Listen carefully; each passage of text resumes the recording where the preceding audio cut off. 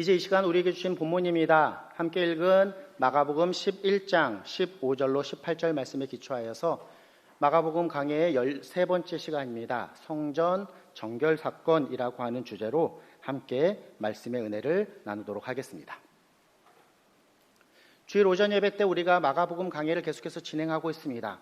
그 가운데 우리는 마가복음의 앞부분 마가복음 강해 1편부터 9편까지의 말씀을 통해서 살펴본 내용이 있으니 그것은 바로 예수님은 누구신가에 대해서 살펴보았습니다.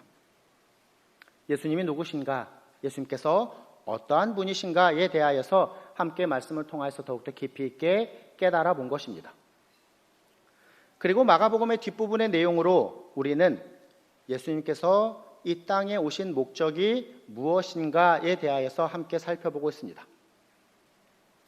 지난주일 말씀 기억하시는지요? 예수님께서 이 땅에 오신 목적, 그것이 무엇이라고 우리가 함께 살펴보았습니까? 죽으시기 위하여서 이 땅에 오셨다라는 것을 함께 살펴보았습니다. 그리고 그 목적과 함께 이유 또한 살펴보았으니 사랑하시기에 기꺼이 희생하셨다라는 내용을 함께 말씀을 통하여서 깨달은 것입니다. 예수님께서는 죽으시기 위하여 이 땅에 오셨다라고 하는 이야기를 계속해서 제자들에게 전하십니다.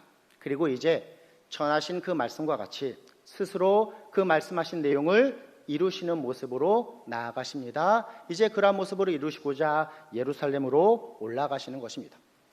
오늘 본문의 앞부분입니다. 마가복음 11장의 앞부분은 이처럼 예수님께서 예루살렘에 오르시는 모습을 기록하고 있으니 그 모습이 특별히 예수님께서 나귀의 새끼를 타고 예루살렘에 입성하셨다라는 것을 기록합니다.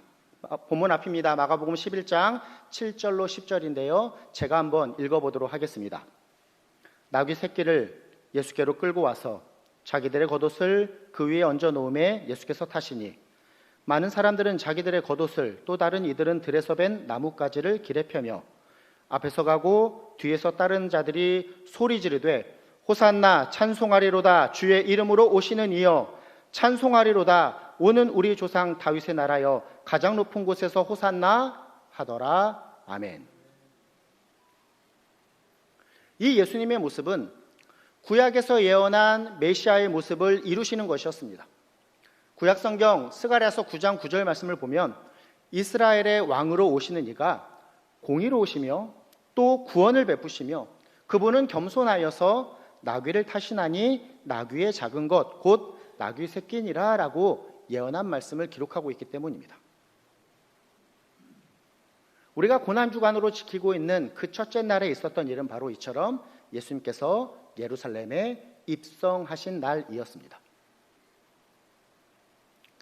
이어지는 마가복음 11장의 11절 말씀은 다음과 같습니다. 제가 또 읽어보겠습니다. 예수께서 예루살렘에 이르러 성전에 들어가사 모든 것을 둘러보시고 때가 이미 저물매 12제자를 데리시고 베다니에 나가시니라 라고 하루를 마무리하는 내용을 기록합니다.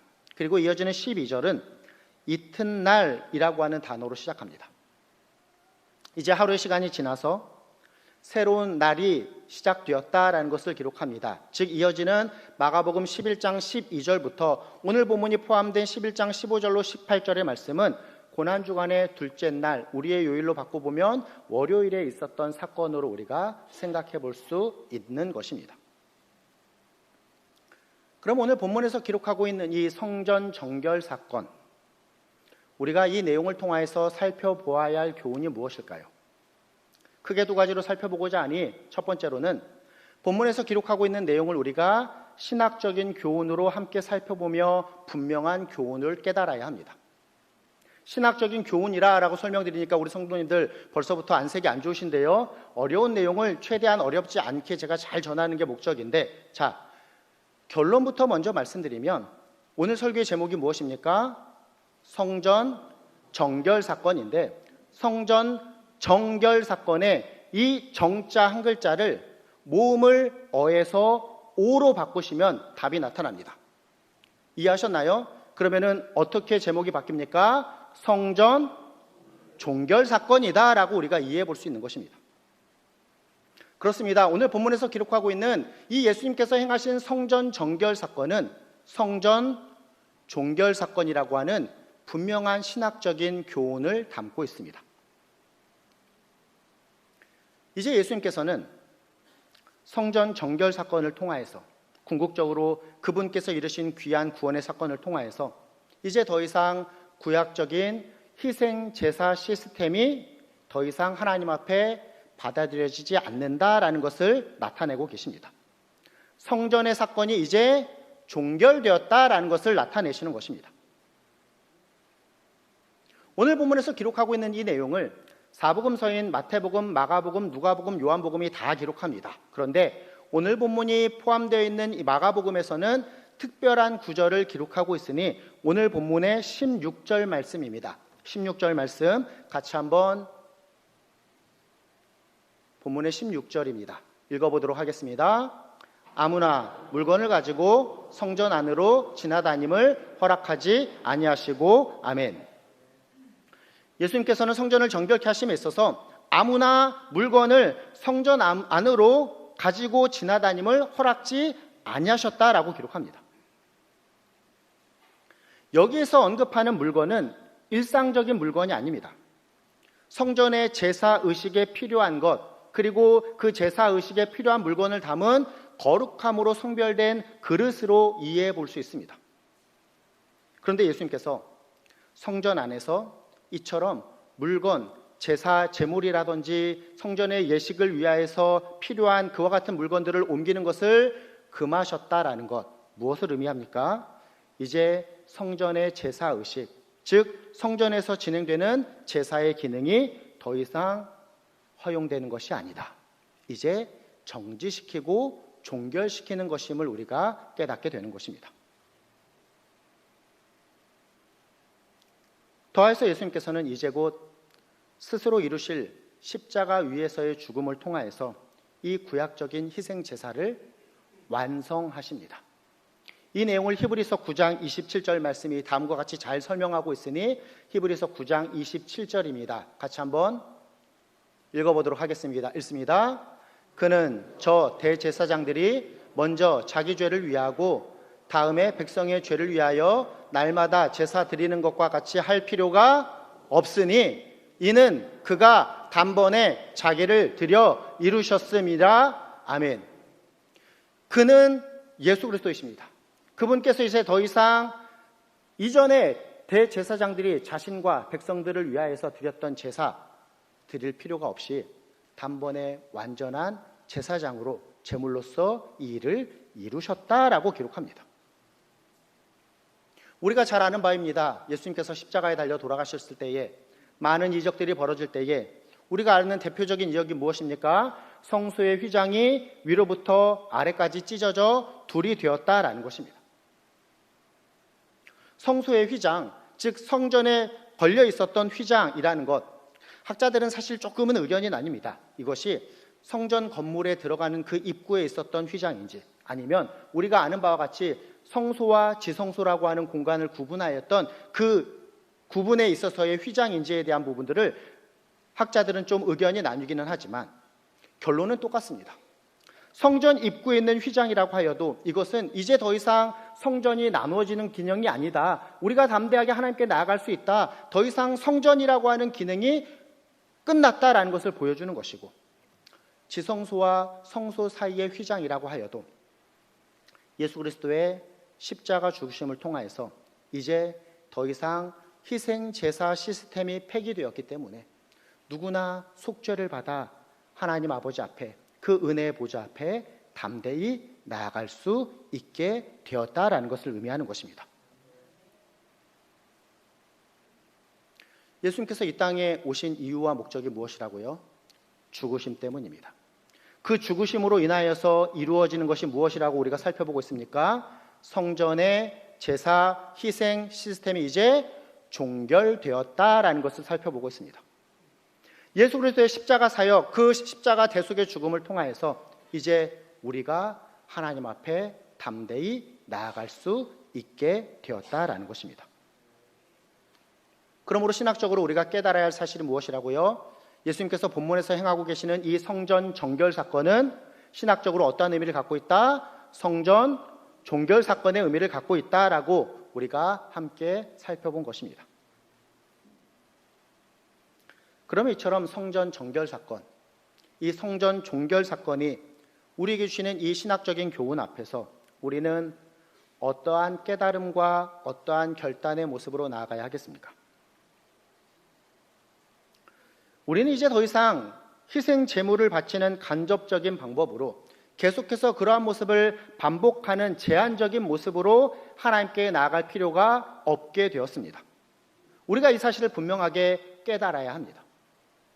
이제 우리가 그 누군가에 의해서 그 누군가를 통해서 하나님께 나아가는 것이 아니라 이처럼 직접 우리 스스로 하나님 앞에 나아갈 수 있게 되었다라는 것입니다. 이 시간 우리가 함께 드리고 있는 예배가 이 의미를 담고 있습니다. 예수님께서 우리의 죄의 문제를 사해 주심으로 하나님과 우리 사이에 가로막고 있었던 그 벽이 허물어짐으로 이제 우리는 이렇게 스스로 직접 하나님 앞에 나와 내가 하나님께 예배드리는 자가 되었다라는 것입니다. 그러면 이처럼 우리가 직접 하나님 앞에 예배드리게 되었다라고 하는 그 분명한 신학적인 교훈 앞에 그 모습을 가능케 하신 그 모든 모습을 우리에게 은혜로 주신 예수님의 은혜에 대한 깨달음, 그로 인한 감사와 감격이 이 예배 자리에 있는 우리에게 있는지 한번 점검해 보아야 할 것입니다. 예수님께서 이 땅에 오시지 않으셨다면, 예수님께서 십자가 위에서 죽으시지 않으셨다면 우리는 여전히 하나님 앞으로 담대하게 나아갈 수 없는 존재였을 것입니다. 그런데 그분께서 이 땅에 오시고 죽으심으로 이제 우리는 예수 그리스도의 구속의 은혜로 직접 하나님의 보좌 앞으로 담대히 나아갈 수 있는 자가 되었습니다. 이 놀라운 은혜를 가능케 하신 우리 구주 예수 그리스도에 대한 감사와 감격이 우리에게 있는가를 우리가 점검해 보아야 한다는 것입니다. 예배 자리에서 이 자리가 은혜의 자리인데 은혜의 자리인지도 모르고 받은 은혜가 있음에도 불구하고 그 은혜를 당연한 것으로 여기면서 살아가고 있다고 한다면, 그러한 안타까운 모습으로 지금도 이 자리에서 우리가 아무런 감사나 감격 없이 예배하고 있다고 한다면 예수 그리스도를 통하여서 우리에게 주신 은혜는 아무런 값이, 아무런 효과가 없는 것이 됩니다. 결론은 이것일 것입니다. 우리가 이처럼 직접 하나님 앞에 담대함으로 나아가 예배 드릴 수 있도록 우리에게 베풀어 주신 그 예수 그리스도의 구속의 은혜에 대한 감사와 감격을 회복하는 저와 우리 성도님들과 우리 전농중학교가 되기를 간절히 소원합니다. 아멘. 이어서 두 번째로, 첫 번째 신학적인 교훈을 살펴보았다고 한다면 이제 본문을 통한 실천적인 교훈을 우리가 함께 살펴보며 함께 깨달음에 기초한 결단과 다짐으로 나아가기를 원합니다. 이러한 교훈을 생각해 보기 위하여서는 먼저 다음의 질문이 필요합니다. 질문은 이것입니다. 예수님께서는 왜 성전을 정결케 하실 수밖에 없으셨을까요? 왜 오늘 본문에서 기록하듯이 예수님께서는 성전을 정결케 하신 것입니까? 역시나 아무도 답을 안 하시니 질문도 제가 하고 답도 제가 하겠습니다. 왜 예수님께서는 성전을 정결케 하셨는가? 예수님께서 예루살렘에 올라오셨습니다. 그리고 성전에 들어가십니다. 예수님 당시의 성전은 구역으로 나뉘어져 있습니다. 아마 가장 바깥쪽부터 들어오셨으니 예수님께서 성전에 들어가셨다라고 하는 그 첫 번째 장소는 흔히 이방인의 뜰이라고 부르는 곳이었을 것입니다. 이곳은 유대인이 아니라 비유대인들도 성전의 어떠한 의식이 허락된 그와 같은 장소였습니다. 그런데 문제는 무엇입니까? 그와 같은 장소로 구별된 이방인의 뜰이 비유대인들이 예배의 의식을 감당할 수 있는 그와 같은 유일한 장소였음에도 불구하고 그러한 의식이 불가능한 상황, 불가능한 모습이었다라는 것입니다. 그들의 모습을 본문에서 기록합니다. 구매자들과 판매자들, 즉 파는 사람들과 그 물건을 사려고 하는 사람들, 또 사고자 돈을 환전하는 사람들, 쭉 진열대가 늘어서 있는 전형적인 시장의 모습, 백화점과 같은 모습이 이방인의 뜰의 모습이었다라는 것입니다. 예수님 시대 성전의 모습이 말입니다. 희생제사에 쓰일 짐승들이 팔리고 있었습니다. 또 다른 지방에서 허용되는, 즉 로마의 황제나 이방 신들이 새겨진 돈을 드릴 수 없었기 때문에 성전세를 드릴 수 있는 돈으로 환전하는 모습들이 그곳에서 벌어지고 있었습니다. 성전입니다. 그런데 그곳은 백화점과 환전소가 되었습니다. 그러하기 때문에 예수님께서는 성전을 정결케 하실 수밖에 없으셨다라는 것입니다. 오늘 본문의 시작입니다. 15절 말씀 함께 읽어보도록 하겠습니다. 읽습니다. 그들이 예루살렘에 들어가니라.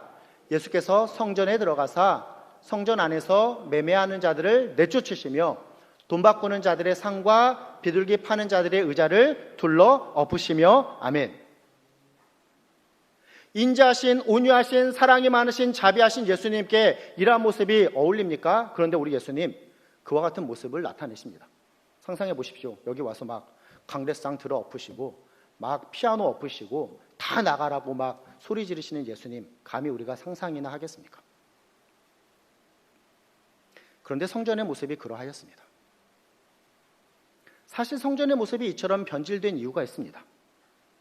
또 다른 의미에서 이 모든 상황은 성전에 제사를 드리러 온 사람들을 위한 최적의 서비스를 제공하는 모습이었습니다. 사람들은 성전에 올라올 때 무엇이 필요합니까? 흠이 없는 제물로 드려야 할 동물이 필요합니다. 희생 제물로 흠이 없는 동물을 가지고 와야 되는데 저 멀리서부터 가져오는 일, 얼마나 불편한 일이었을까요? 흠이 없도록 하기 위해서는 같이 걸어오지도 못했을 것입니다. 뭐 좋은 상자에 넣어오든지 아니면 그 당시에 막 이렇게 오히려 제물을 등에 메고 업고 오는 모습이 비일비재했을 것입니다. 흠이 없는 제물을 드려야 했기 때문에 오는 길에 희생제물이 흠이 생기거나 아니면 죽으면 제물을 드릴 수 없는 부적절한 상황으로 바뀌는, 부적절한 상태로 변질되는 모습이었기 때문에 멀리서 오는 순례자들의 경우에는 흠없는 제물을 잘 가지고 오는 것보다 성전에 와서 구매해서 드리는 것이 훨씬 더 편리한 일이 되어버렸던 것입니다.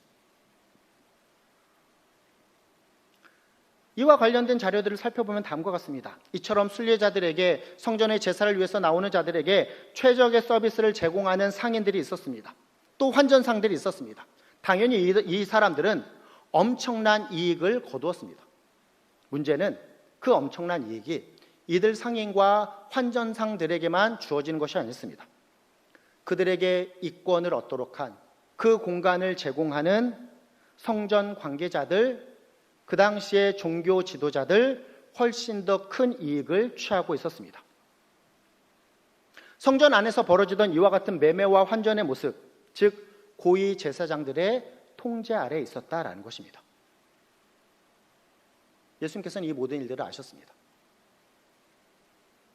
표면적으로 드러난 성전 내의 부조리한 매매와 또 환전의 모습 뿐만 아니라 그 이면에 있는 종교적인 모습은 다 사라지고 경제적인 이권만 취하는 그와 같은 성전의 모습, 종교 지도자들의 모습, 예수님께서 타파하시고자 성전을 정결케 하실 수밖에 없었다라는 것입니다.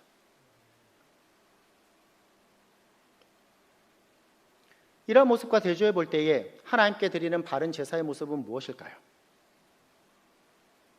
그것은 성전에 온 후에 그들의 편의에 따라서 그냥 좋은 물건 사서 잘 돈 환전해서 하나님께 드리는 모습이 아니었습니다. 당시 상황으로 볼 때에 하나님께 온전한 제물을 드리는 모습은 다음과 같았을 것입니다. 하나님께 흠 없는 제물을 드리고자 집에서부터 제물을 머리끝부터 발끝까지 샅샅이 살피는 준비로부터 하나님께 드리는 바른 제사는 시작되었을 것입니다. 제가 우리 성도님들께 간곡히 부탁드립니다. 예배는요, 주일 오전 11시부터 시작되는 시간이 아닙니다. 이 사전에 준비의 모습이 필요합니다. 토요일 저녁에 늦게까지 세상의 유흥과 또 어떤 표현이 좋을까요? 환락을 즐기고 주일 오전 11시에 와서 버티는 것에만 만족하지 마시고 마치 흠이 없는 제물을 하나님께 드리듯이 머리끝부터 발끝까지 샅샅이 살펴보며 하나님께 드리는 제사를 준비하였던 것처럼 이전의 세대 우리 신앙의 선배들이 어떠한 모습을 가졌습니까? 하나님께 드리는 헌금 하나도 주중에 어떻게든 새 돈으로 준비하고 혹여나 준비가 없으면 빳빳이 다리는. 지금은 우리가 주일에 이렇게 돈을 쓰는 것이 그래도 많은 율법적인 부분에 있어서 자유로워졌지만 예전의 모습은 어땠습니까? 주일에 어떠한 돈을 쓰는 것이 잘못된 부분이라는 인식 가운데 다 토요일에 미리 준비하고 다 미리 주중에 준비하여서 주일에는 온전히 하나님께 예배드리고자 하는 그 본연의 의미들을 가졌음을 우리가 생각해 볼 때에 우리가 많은 것들의 본질에서 너무나도 멀리 떠나 있음을 분명하게 깨닫게 됩니다. 그렇습니다. 하나님께 드리는 바른 제사의 모습은 이것입니다. 집에서 샅샅이 살펴보는 준비의 모습부터 바른 제사가 시작됩니다. 또 준비된 그 제물을 하나님께서 기쁘게 받으시도록 주님 앞에 나올 때에도 조심스러운 마음으로 바르게 온전하게 준비됨으로 하나님께 나와 드리는 것입니다. 제사를 드림에 있어서도 마찬가지입니다. 자신이 지은 죄를 제물이 대신 속죄함으로 드려지기에 제물의 머리에 안수하는, 즉 통회함을 수반하는, 내가 이러한 죄를 지어서 네가 죽는구나 라고 하는 그 자복함과 통회함이 그 제물, 제사 가운데 있었다라는 것입니다. 그리고 제사의 모습은 다음과 같습니다. 제물을 드린 사람은 단지 그 제물을 제사장에 드리고 뒷짐지고 보는 사람이 아닙니다. 번제의 모습을 잘 기록한 레위기 1장 말씀을 보면 제물은 제물을 드리는 자가 잡습니다. 스스로 나의 죄를 지고 가는 그 제물에 죽음의 고통을 느끼며 그 피를 뒤집었으므로 제물이 죽음으로 속죄함을 받으나 내가 속죄함을 받는다라고 하는 그 은혜를 경험하는 시간이 바로 하나님께 올려드리는 온전한 제사의 모습입니다. 돈을 취하는, 내 편의대로 드리는, 내 만족과 유익을 위하여서 나아가는 것, 그것이 하나님께서 받으시는 제사의 모습이 아니라 온전한 제사는 준비와 과정과 목적까지 다 아우러지는 모습이 합당한 제사의 모습이었던 것입니다. 그런데 예수님 시대의 성전과 예수님 시대의 제사의 모습은 어떻게 하고요? 이와 같은 참된 의미에서 너무나 멀리 가버렸습니다. 의미는 다 사라지고 형식만 남은 안타까운 모습이었기에 예수님께서 성전을 정결케 하셨다라는 것입니다. 오늘 본문이 마가복음 11장 15절로 18절입니다. 그런데 본문 앞에 기록된 내용이 하나 있으니 12절로 14절 말씀은 열매는 없고 잎만 무성한 무화과 나무에 대하여서 기록합니다. 사실 이 내용은 오늘 본문의 내용을 더욱더 분명하게 나타내는 전주곡과 같은 역할을 합니다. 본연의 열매, 본연의 의미는 다 사라지고 잎만 무성하게 형식만 남은 안타까운 그 당시의 종교적인 모습을 더욱더 분명하게 나타내주고 있는 것입니다.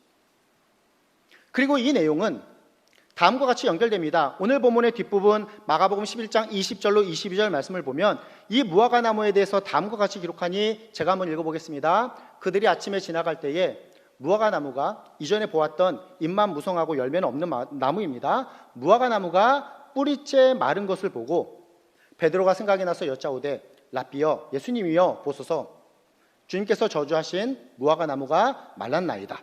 예수께서 그들에게 대답하여 이르시되 하나님을 믿으라 라고 기록합니다. 무화과 나무가 뿌리채 말랐습니다. 무엇을 의미할까요?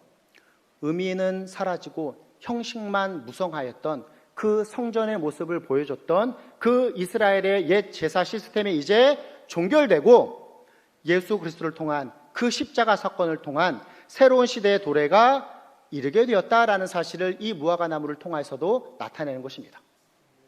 그 시대가 어떻게 이루어집니까? 20절 마무리를 보니 하나님을 믿으라 라고 기록합니다.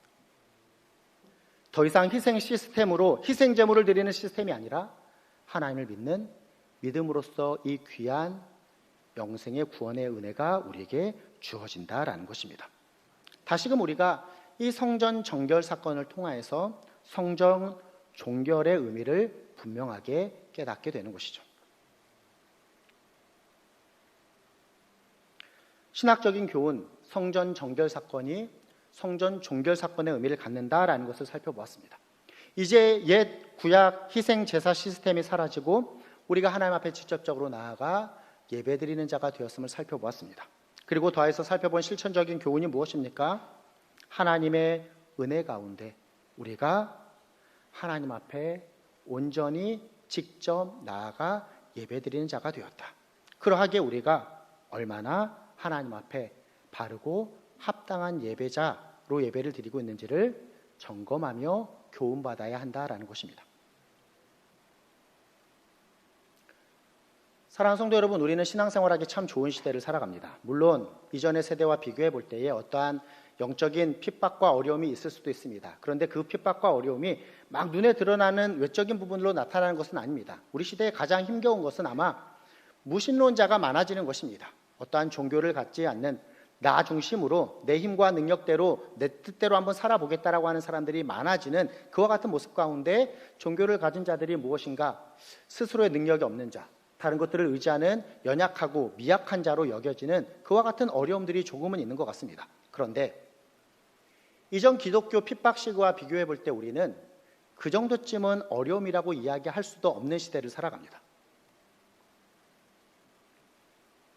우리의 앞세대, 앞에 시대는 교회 간다고 몰래 가지고 있던 성전이 찢기는 시대, 머리가 잘리는 시대, 심지어는 주일에는 집 밖으로 못 나가게 하는 시대, 교회 다닌다고 쫓겨나기도 하는 시대의 모습이 있었습니다. 예전의 모습인 줄 알았는데요. 저와 같이 사역하였던 저보다 3살 많은 이제 목사님이 되신 그 목사님도 가정에서 예수님 믿는다고 집에서 쫓겨나서 중고등학교 때 교회에서 사는 그와 같은 모습을 가진 시대가 있었습니다. 멀리 있는 이야기가 아닙니다. 이전 시대와 비교해 보아도 우리가 어떻습니까? 좋은 환경 속에서 최적의 서비스를 받으며 예배를 드립니다. 마이크도 좋고요. 우리 교회 스크린도 좋고요. 여름과 겨울에는 시원하고 따뜻하게 예배를 드릴 수 있도록 본당 냉 온풍기도 바꿨습니다. 지금 아십니까? 저는 좀 더워서 뒤에 선풍기를 틀고 지금 설교를 하고 있습니다. 얼마나 좋아졌습니까? 제가 말씀드리려고 하는 것은 이것입니다. 그런데 성전 제사를 드리러 온 사람들에게 본문의 내용은 최적의 서비스를 제공하고 있었다라는 것입니다. 그 최적의 서비스를 제공받으면서 안타까운 것은 의미는 다 사라지고 형식만 남아있는 모습이 되었다라는 것이 예수님 시대의 성전의 모습이었다라는 것을 오늘 본문이 우리에게 교훈합니다. 우리가 많은 것들의 편의를 누리면서 신앙생활하고 있습니다. 그런데 두려운 것은 이것입니다. 이 편의를, 이 감사를 우리가 의미는 사라지고 형식만 남아있는 모습이 되지 않을까 두렵다라는 것입니다. 많은 예배를 드립니다. 그런데 우리의 모습이 잎사귀만 남고 열매가 없다면 그것은 예수님께서 기뻐하시는 일이 아닙니다. 우리 시대가 앞에서 설명드렸습니다. 신 중심의 사회가 아니라 인간 중심의 사회가 되다 보니, 나 중심의 사회가 되다 보니 우리의 예배의 모습도 어찌 보면 예배를 받으신 하나님 중심과 하나님이 목적이 되는 것이 아니라 예배를 드리는 우리 인간들의 편의에 따라서 나아가는 모습으로 변하기가 십상입니다. 사랑하는 성도 여러분, 우리가 신앙생활을 한다고 하면서 그 신앙의 중심인 예배를 드린다고 하면서도 내 편의에 의하여서 내 유익을 추구하는 내 중심의 신앙생활과 예배생활이라고 한다면 이것은 오늘 본문에 나타나는 안타까운 환전상들과 매매상들이 있는 성전의 모습과 크게 다르지 않을 것입니다. 우리에게 주어진 이 예배에 대한 귀한 교훈 앞에서 신앙인으로서, 예배자로서 합당한 모습이 저와 우리 성도님들과 우리 전농중학교에 회복되기를 간절히 소원합니다. 하나님께서 우리에게 베풀으신 은혜가 진정한 은혜임을 기억하며 감사하며 감격함으로 나아가 예배드리는 저와 우리 성도님들과 우리 전농중학교대가 되기를 간절히 소원합니다. 의미가 없어지고 형식만 남는 모습이 아니라, 그래서 예배를 드림에 있어서도 내가 예배에 참석했다라고 하는 것에만 만족하고 돌아가는 안타까운, 입만 무성하고 열매가 없는 그러한 모습이 아니라, 어쩌면 한 번 드리는 예배라고 하더라도 그 한 번 드리는 예배가 온전히 하나님께서 받으시는 진정한 예배를 드리는 그와 같은 참된 모습이 이 자리에 계신 우리 성도님들과 우리 전농중학교의 모습 되기를 간절히 소원합니다. 말씀을 정리해 볼까요? 예수님께서 이 땅에 오신 목적, 죽으심, 성전을 정결케 하심, 그 본연의 의미는 바로 잘못된 것을 바로잡고 본질로 돌아가게 하시는 것이었습니다. 오늘 본문의 17절 말씀입니다. 함께 읽어보도록 하겠습니다. 읽습니다. 이에 가르쳐 이르시되 기록된 바 내 집은 만민이 기도하는 집이라 청함을 받고 받으리라고 하지 아니하였느냐. 너희는 강도의 소굴을 만들었도다 하시매. 예수님께서 성전에 들어가셨을 때의 성전의 모습은 강도의 소굴이었습니다. 하나님의 임재, 영광이 있는 곳이 아니라 인간의 계산과 유익이 가득한 곳이었습니다. 예수님께서는 그 잘못된 것을 바로잡고 본질로 돌아가게 하십니다. 내 집은 만민이 기도하는 집이다. 하나님의 임재를 경험하는 거룩한 곳이 되어야 한다라고 예수님께서 잘못을 바로잡으시는 것입니다. 우리가 궁극적으로 살펴보고 있는 예수님께서 이 땅에 오신 목적, 예수님께서 십자가에 달려 돌아가신 일 또한 바로 이것입니다. 잘못된 것을 바로잡고 본질로 돌아가게 하시고자 하셨기 때문입니다. 죄로 인하여서 하나님과의 관계가 단절된 우리, 다시금 창조된 목적 그대로의 모습으로 예수님께서 회복시키고자 하셨던 것입니다. 하나님과의 관계를 회복시키시기 위하여서 예수님께서 우리의 모든 죄를 지시고 십자가에 달려 돌아가신 것입니다. 그런데 어쩌면 우리는 예수님께서 바로 잡으신 그 본질에서 또다시 비본질의 모습으로 돌아서고 있는지 모르겠습니다. 오늘 본문에 나타나는 안타까운 모습으로 신앙과 예배에 있어서 의미는 사라지고 형식만 남는 모습으로, 예배 드림에 있어서도 하나님께 영광 올려드리고 만민이 기도하는 모습으로 나아가는 모습은 없어지고 무엇인가 내 만족과 유익을 추구하는 모습만 가득한 모습으로, 우리가 이 주일, 이 성전, 이 예배 자리에 나왔다면 예수님께서 정결케 하시는 성전은 어쩌면 우리의 모습, 우리 마음에 있는 성전의 모습일 것입니다. 그러하게 더욱 우리는 예수님께서 이루신 이 잘못된 것을 바로잡고 본질로 돌아감의 은혜가 우리에게 필요합니다. 잘못된 것을 바로잡고 본질로 돌아감에 있어서 중요한 기준이 무엇일까요? 바로 하나님과 나의 위치에 대한 분명한 개념 정립이 필요합니다. 설명은 어렵지 않습니다. 죄가 들어온 창세기 3장의 말씀을 보면 사단, 뱀으로 가장한 사단은 인간들을 다음과 같이 유혹합니다. 너희가 그것을 먹는 날에는 너희 눈이 밝아져 어떻게? 하나님과 같이 될 것이다 라고 유혹합니다. 죄의 유혹의 근원은 이것입니다. 너희가 하나님과 같이 된다라는 것입니다. 그리고 죄의 결과의 모습도 마찬가지입니다. 하나님의 위치에 다른 것을 놓는 우상숭배뿐만 아니라 하나님의 위치에 누가 가 있는 것입니까? 내가 가 있는 것이 죄의 유혹의 근원과 결과입니다. 사랑하는 성도 여러분, 나의 삶, 나의 신앙의 모습, 이 자리에서 함께 드리는 예배에 있어서도 마찬가지입니다. 그 중심, 가장 높은 위치에 누가 계십니까? 분명히 하나님이 계십니까? 아니면 혹여나 다른 그 어떤 것, 아니면 내가 그 위치에 있지는 않으십니까?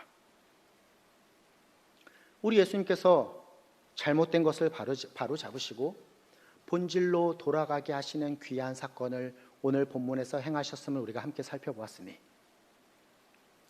형식에 얽매인 신앙과 예배 생활이 아니라 영과 진리로 하나님께 나아가 하나님께 영광 올려드리는 참된 예배와 신앙의 모습으로, 무엇보다 예수 그리스도의 십자가 사건을 통한 구원 백성된 우리에게 합당한 삶의 목적이 베풀어 주신 구원의 은혜를 기억하며 내가 잘 되고 이 땅에서 무엇인가를 추구함이 아니라 온전히 하나님의 뜻을 이루며 하나님께 영광 올려드리는 그분으로 인하여서 즐거워하는 삶을 영원토록 사는 것이 우리 성도의 합당한 삶의 목적임을 분명히 기억하므로 이 잘못된 것을 바로잡고 온전한 본질의 모습으로 삶을 살아가며 합당한 신앙의 모습으로 온전한 예배로 나아가시는 저와 우리 성도님들, 우리 전농종합교회가 되기를 예수님의 이름으로 부탁드리며 축원합니다. 아멘.